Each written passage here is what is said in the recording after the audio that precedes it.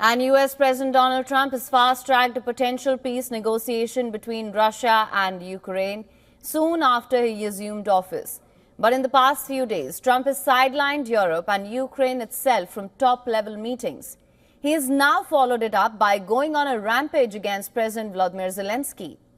The American president has called his Ukrainian counterpart many names: modest comedian, dictator, among others. Trump even questioned the legitimacy of Zelensky's leadership while calling for elections in the war-torn country. He refuses to have elections, is low in the real Ukrainian polls. I mean, how can you be high with every city is being demolished? It's hard to be high. Somebody said, oh, no, his polls are good. Give me a break. Every city is being demolished.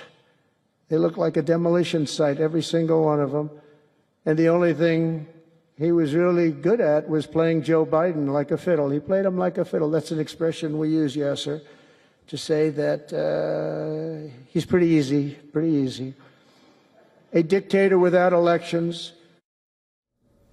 Now, Trump suggested that Zelensky only has a 4% approval rating in Ukraine, as opposed to polls showing the warring president's approval rate at 57%. European leaders have come out in support of Zelensky following Trump's remarks.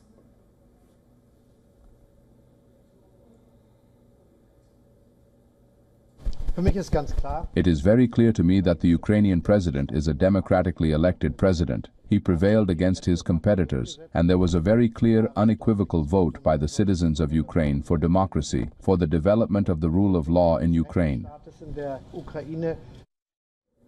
The barrage of statements against Zelensky have many critics worried about Trump's approach to Ukraine.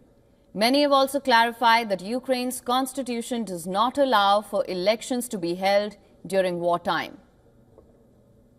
This is not the most colorful, but it is probably the most damaging thing that the Trump team has said. Because no one in Ukraine, none of the opposition leaders want elections. By Ukraine's constitution, you can't have elections in wartime. The international IFES, which is the International Agency regarding election integrity, says having an election in Ukraine during wartime is nuts.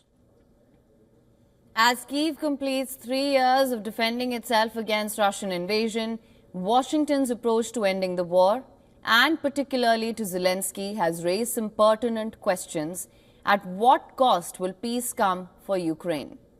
What bargaining chips does the embattled country have with the United States and Russia? More importantly, will US try to influence post-war Ukraine's political landscape?